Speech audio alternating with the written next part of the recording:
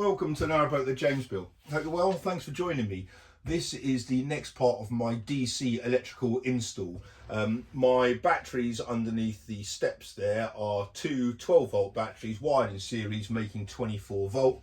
And now I need to step that down to 12 volt so my lights and stuff work. The reason I went for 24 volt over 12 is for efficiencies with solar. Basically, you can get away with a smaller MPPT, smaller cable sizes, bit of a saving on a few other things, and it's quite an efficient way of using the system.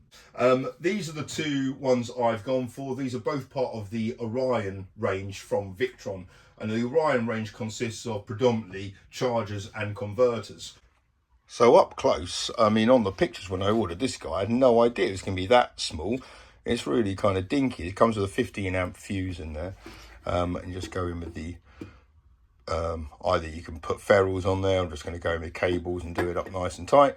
So there's that one, and then kind of comparatively quite a lot larger. This one's got a output of 13.2, whereas that's got an output of 12. But yeah, that carries 15 amps, and this has got a maximum load of 50. So that's going to be that's why I've chosen that one. You can't get these style Orion TRs any bigger than 20 amp, I think. I'm not going to need anything like 15. I reckon 10 is all I'm going to need in the bow, but I thought I'd give myself a bit more. This one is a larger amperage, so this has got a continuous load of 40 amps and a max of 50. So this will be down in the stern and power all the main parts, all the boat. So most of the lights, most of the pumps, and all the navigation stuff. And then this one will be in the bow bedroom, and its purpose really is to make sure there's a consistent 12 volt output in the bow. So that's going to be for my pump, maybe two pumps and lights. So I just want to make sure there's consistent voltage up there. Yeah, let's go and work out the best place for these to be mounted. This is going to have to be next to the calorifier, and then a cable running to a separate fuse board. This one is going to be in the electrics cupboard somewhere nice and neat, and then running cables up to the fuse board. And they just take 6mm cables with yellow connectors on them, so that's quite easy.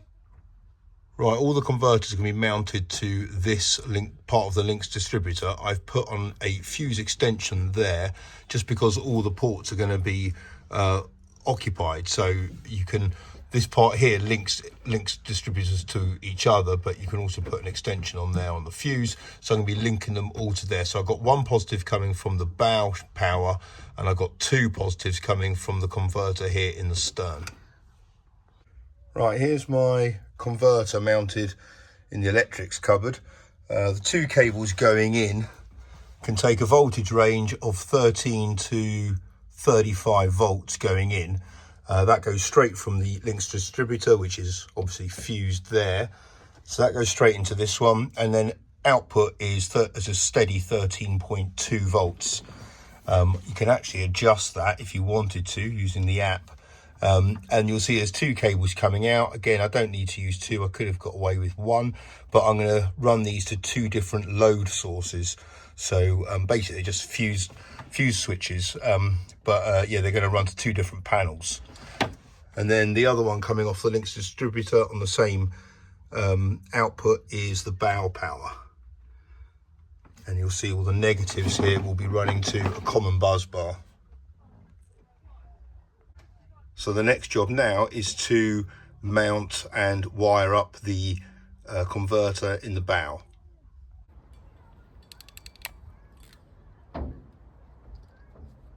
I found kind of putting this whole VICTRON installation together quite simple in a way once you kind of understand what all the bits do and how they all go together. But putting it physically together, I'm finding quite an enjoyable process, although quite a lot to think about. I want to make sure it's all kind of neat and tidy with the cabling. So this lot has got a route round the back of the other cabling, but this is one of the more kind of pleasant tasks to do with it all, sitting out here in the sun. Rob says it's going to possibly snow here in the next few weeks, which I cannot quite believe. We've had like wall-to-wall sunshine, which has been great news. I've managed to turn off my reflex diesel stove, so I've saved a load of diesel, which is cool, but it has meant that I've had a bit of a close emergency for hot beverages. So My induction hobs, this is what I'm left to make them on, is powered by my batteries on my inverter, and neither of them are connected yet. So fortunately for me, my trusty EcoFlow Delta 2 has sprung into action again, and I can boil my kettle on this, which is perfect. So they have helped me avoid a major disaster here, and EcoFlow have sent me some information about other disasters they've been involved in. So around the world, EcoFlow give back as much as they can, and so this is corporate social responsibility at its best, which is great, and market leaders should be doing things like that, and so it's nice to see that EcoFlow do. And in Texas in 2021, I mean, they've got loads of examples of stuff they do around the world. But yeah, in 2021 in Texas, when they had those really bad winter snowstorms, they gave away every single unit in their Texas warehouse. I think it's like 5,000 units. They gave them out to households so people could boil kettles and run heaters and things like that. And closer to home, they gave a load of units out to mountain rescue and search teams in Wales, so they could run their radios remotely. So taking social responsibility seriously is something that EcoFlow do. And this April launches the third annual Members Festival. Each year, EcoFlow find ways to give back to their biggest fans with savings and prizes. This year, members will have multiple tasks to easily complete to unlock savings and chances to win prizes worth up to £899. You can help power up EcoFlow's Power Pool, which will help them donate to those in need around the world. Power for all.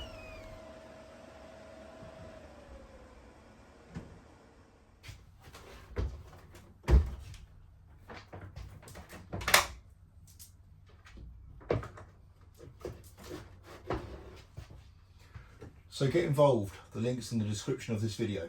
The next part of the install takes place up here in the bow bedroom. This is my wiring loom coming up from the stern, so that's got the dedicated Arctic blue, which is going to be for the immersion heater on that. And then there is this small cable here. That's 2.5mm cable. That's just to power the water pump, which is going to be in the bathroom. And this is the main feed coming up, going into the input there. Annoyingly, I've run out of black heat shrink, but never mind. And then the output coming out here. I'm using this Siamese cable, which I don't really like, so I'm quite happy to use this up. It's 6mm cables. I don't really want to chuck it, but it's not very easy to work with. But I'm gonna use that because it just goes underneath the bed. It goes past that stuff there into the wardrobe where there'll be a fuse box. So I'm just going to mount this on the wall somewhere up there. Right, I've got the girls staying with me now for the next week, so I've got to go up to the bow bedroom and check that the water pump works, so that ridiculous arrangement there with the taps and the B&Q bucket I can use as actually running water. So I've got to check that. I think I filled up with water, so I went to, there's not a water point, so I basically asked the owners of the cafe down in Marsworth if I can plug into their tap, and they said yeah, it's fine. So I half filled the tank of water, basically. I didn't want to take the piss. So yeah, the tap is, and I run the pump for ages, and it was running. So that was basically the calorifier still filling up. So I know that is full, so I know the system's full. What I want to do is check the tap and check that the pump turns on and off, which means basically that the accumulator works and there are no leaks. I'm going to test this. The pump is on, it's plugged in, there's no noise, which means the system's full. Now I'm going to go to my wash hand basin, turn on the cold, and hopefully the pump will kick in and I'll have flow.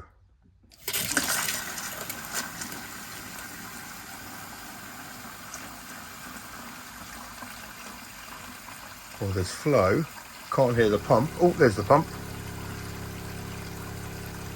Happy days. Hey, it's worked.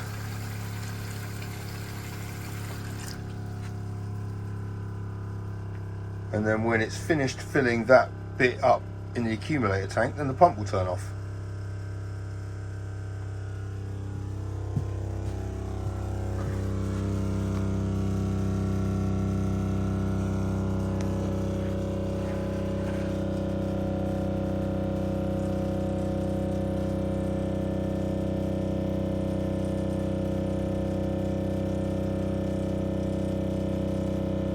pump, turn off. There we go.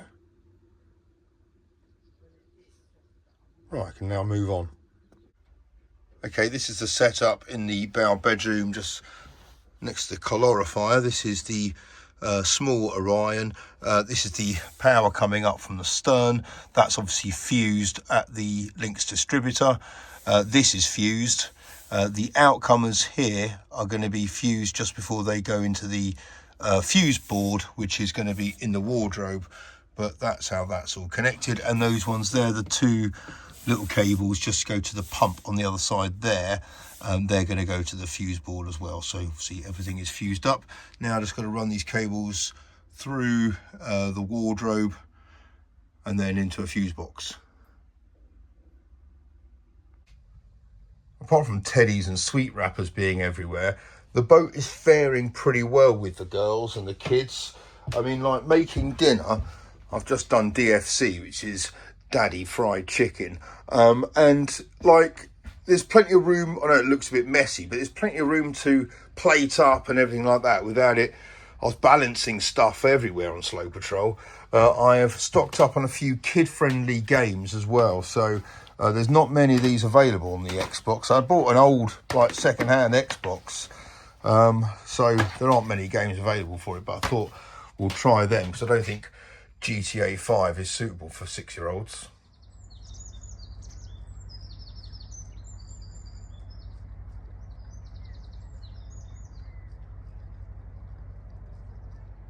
It's so special here up at Marsworth. The kids just watching the sunset. Like, you know, they tend not to do that in normal life. They've been playing on like the Xbox a bit, so I'm not saying it's all outdoors, but it's beautiful. Right, I've pretty much sorted out the inside for all my occupants tonight. So Florrie and her friend are going to have the twin bunk beds, and me and the girls are going to share the bed at the bow bedroom, which I've now all sorted out after my wiring up earlier on. Yeah, this is looking pretty decent. What isn't looking decent though is my electrics in here, which is one of the next things I need to tackle. So basically, this one here was bedroom lights power. So that was the power that was coming in to kind of feed them all. And they're all fused at the other end. But what I'm going to do is I forgot to put in the horn power. So I'm going to swap this for horn power because the converter, which is underneath the bed, is bringing power in to... Sorry, my clothes are all in the way. This is so unprofessional. To my little fuse board there. So everything can come off that. So the bedroom light power is going to be obsolete, which means there, yeah, that can be my horn. And then I've got to work out the position for the switches. I have got a really good idea for mounting these switches and for labeling them, so I'll come on to that at another time. But yeah, the only switches I'm going to need up here are flank lights and wall lights for the bedroom, the main centre lights, and the two water pumps. So I've got a water pump, the main water pump, and then the other one which is going to be for the hot water system off the reflex. But yeah, I do need to sort all this out because this is ugly, and I don't know where the switch position is going to be. I reckon maybe up there would be quite useful. I did want to have it in a place by the bed, so when I could turn the lights off by the bed. But I think what I'll do is I'll have another light, maybe like a reading light or something up here, so that the main light cluster can all be up, or the main switch cluster can all be up there, which is quite easy to walk in, just to be able to turn the lights on. So yeah, I think I'll do that. I've made up some new tails to go on the converter here at the stern. So these longer ones here are going to go round the MPPT and feed some loads. And then I've made some other ones to connect up to the links distributor, and I'll put some conduit on the wall. Yeah, that's a nicer install. So I'll bring those tails down to there and put them onto the links distributor. Sorry, it's a bit of a shit pit inside the electrics cupboard, but I'm trying to not take everything out, just to do simple little tasks within the installation. The leads coming out, so I've got 3 obviously, to the negative, which is going to go to a common buzz bar from this, and then I've got the 2 positive feeds, and they're going to feed 2 separate systems, 2 separate loads. One's going to go all the way up round here and power a load here, because there's going to be some switches up here, which are going to be the main boat systems, and then the other one's going to come up the side of the MPPT to a fuse board up there, and that's going to power all the light switches, which are going to be on this side of the electrics cupboard, and then above it is going to be, I don't know what that's going to be yet, but I think once I've got that in position, I can kind of tidy up all these cables, put some more of this conduit along there, and start to kind of get closer to commissioning the system. And I really do need to commission my system, because at the moment all the lights and everything is running off this EcoFlow here, and with all these lights it's doing 44 watts, but obviously it's running on one of those little DC connectors there, and that's got a max amperage of only 2 amps, and I think all these lights is probably pushing that, so it doesn't really like it. It's buzzing, so I've turned some of the lights off, kind of doesn't buzz as much. And I really do need to commission my system, because all the pumps and everything run off it, so it's a real palaver kind of moving EcoFlows up and down the place, even though they are a godsend. So really what I need to do, get the solar cables in, get them installed. I'm not going to go through a solar disconnect, because, well, I might do one day, but for the moment I'm just going to cable it up. It's all going to the links distributor. I need to get the main negative coming from the engine. There's like a negative earthing point on the engine chassis, so I need to bring that in, and then I can start making a variety of basically negative buzz bars in the electrics cupboard, so I can just earth everything off that, because the MPPT needs to be earthed, the inverter needs to be earthed, the Orion needs to be earthed. So yeah, there's quite a lot of that stuff. So I'm going to have to run and then obviously all the circuits need to be earthed. So yeah, there's quite a lot of negative buzz bars. I'm going to have to work out how many points on that and stuff I'm going to need. But so far, converters are in, which is good. And then I can start doing the fuse boards in the bedroom and down here. But that's for the next video. Thank you so much for watching. Until next time, take care. Bye bye.